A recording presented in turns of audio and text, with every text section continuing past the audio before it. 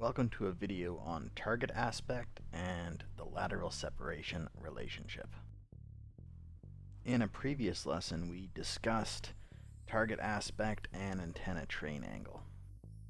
So with a 30-degree target aspect, basically what that means is if you were the pilot of the Bandit in this image, you would have to look 30 degrees to your right to see the friendly fighter.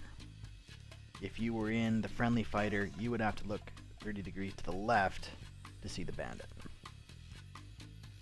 When ATA and TA are opposite in direction and equal in magnitude, a collision course is established for two co-speed, co-altitude aircraft. The green line represents the slant range, which is the direct line of sight between a fighter and a Bandit. And normally that's an actual range. If these aircraft were 10 miles apart, it would be a slant range of 10 nautical miles. For the purposes of our explanation here, we don't need to assign a range to it. A change in the Bandit's heading will instantaneously change target aspect. If a Bandit turns towards the fighter, then the target aspect will decrease.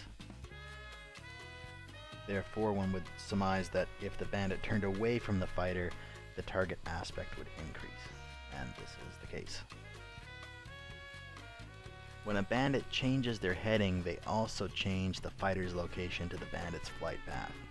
Therefore, it changes the intercept geometry. So in the first slide, we had an isosceles triangle where two sides were of equal length, and now we have a scalene triangle where no side is of equal length.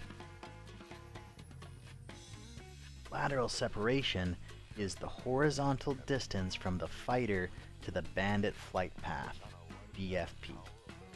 Lateral separation represents turning room, and there's a formula up here on the board that we can compute the lateral separation with, but we'll just park that for now and have a look at it in a later lecture.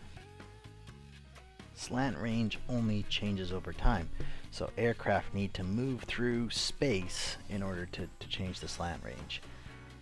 However, a change to the target aspect will result in instantaneous changes to lateral separation. Lateral separation is measured in feet for whatever reason, generally thousands of feet. In this example, we have a lateral separation of 60,000 feet.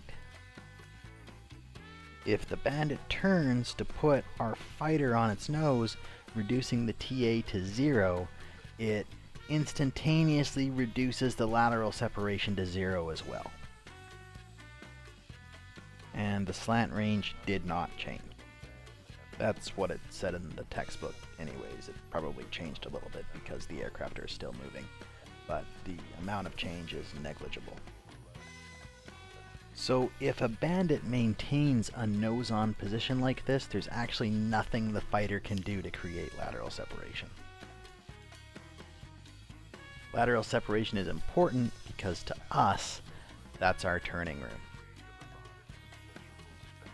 So a quick illustration, this is the scenario that we just saw imposed on Monkey Island.